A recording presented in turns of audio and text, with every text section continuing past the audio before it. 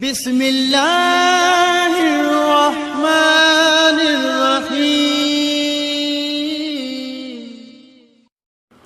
औज़ु बिल्लाहि मिनश्शैतानिर्रजीम। बिस्मिल्लाहिर्रहमानिर्रहीम। अल्हम्दुलिल्लाहि रब्बिल आलमीन। अस्सलातु वस्सलामु अला अशरफिल अंबियाइ वल मुरसलीन व आलिहि तय्यबीन अत्ताहिरीन। अम्मा बाद। मुअज़्ज़िज़ सामीईन व नाज़रीन इकराम, मोहब्बत अहले बैत जे उनवान सां अॼोकी 11हीं नशस्त में ज़िक्र कंदासीं त जेके अशख़ास मुहम्मद व आले मुहम्मद सां मुहम्मद मुस्तफ़ा जी इतरत अहले बैत सां मुहबत कंदा आहिनि त उन्हनि जे लाइ अल्लाह जे नज़दीक छा मक़ाम ऐं छा मर्तबो ऐं छा अजर व सवाब आहे। छो जो हर नेक अमल, हर अहसन अमल, हर बुलंद ऐं बालातर अमल जो अल्लाह जे नज़दीक हिकु अजर ऐं सवाब हूंदो आहे। मसलन निमाज़ आहे, रोज़ो आहे, सदको ऐं ख़ैर ख़ैरात या जेके बि तमामु बहितरीन अमल आहिनि उन्हनि जो अल्लाह जे नज़दीक हिकु बहितरीन अजर ऐं सवाब आहे ऐं उन बहितर अमल अंजाम ॾियण वारे खे अल्लाह ताला हिकु मक़ाम ऐं मर्तबो अता कंदो आहे।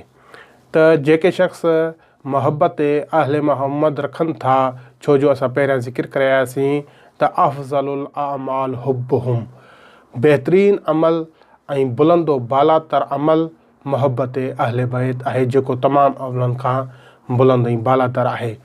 त इन अमल खे अंजाम ॾियण वारे जे लाइ जेके अशख़ास आले मोहम्मद सां मुहबत कंदा आहिनि त अल्लाह जे नज़दीक उन्हनि जे लाइ छा सवाब, छा अजर ऐं मक़ाम ऐं मर्तबो आहे। क़ुरान पाक जी तरफ़ असां रुजू कंदासीं त असांखे मालूम थींदो त उन्हनि जे लाइ हिकु वॾो मक़ाम ऐं मर्तबो आहे अल्लाह जे नज़दीक जेके मुहम्मद मुस्तफ़ा जी इतरत सां मुहबत कंदा आहिनि।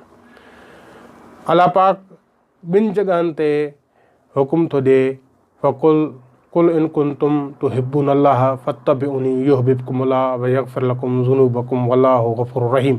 ए मुंहिंजा हबीब, तूं मुसलमाननि खे चओ अगरि तव्हां चाहियो था अल्लाह सां मुहबत कयूं त पोइ तव्हां फत्तबिऊनी, मां मुहम्मद जी इतबा कयो, पोइ अल्लाह अव्हां सां मुहबत बि कंदो ऐं अव्हांजा गुनाह बि माफ़ करे छॾींदो। ॿी आए करीमा में ख़ुदावंद मुताल जिन फरमाइनि था अतीउल्लाह व अतीउर रसूल व उलिल अम्र मिनकुम, अल्लाह जी इताअत कयो ऐं अल्लाह जे रसूल जी इताअत कयो ऐं उलिल अम्र जी इताअत कयो।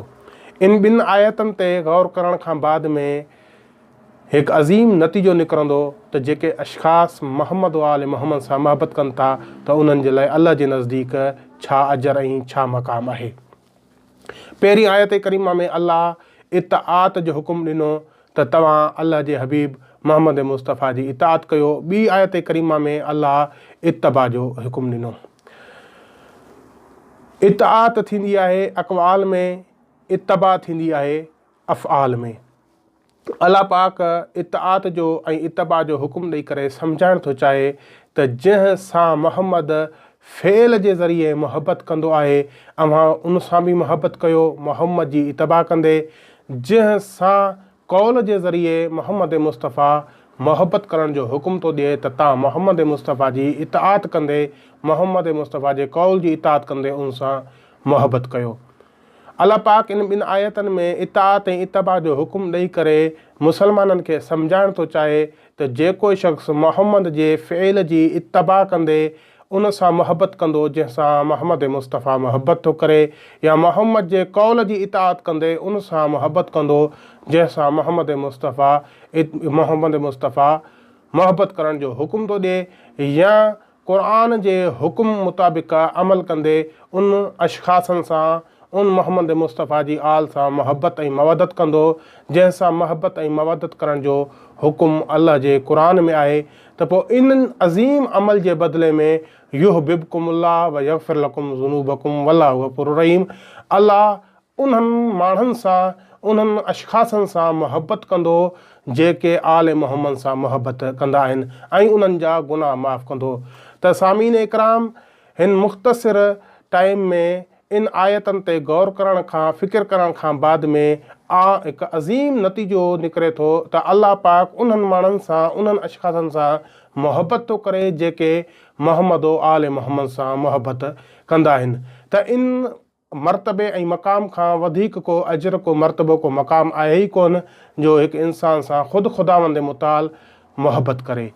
आख़िर में ख़ुदावंद मुताल खां दुआ आहे त असांखे मुहबत आल मोहम्मद नसीब फ़रमाए ऐं उन्हनि जी इताअत करण जी तौफ़ीक़ अता फ़रमाए। वस्सलाम।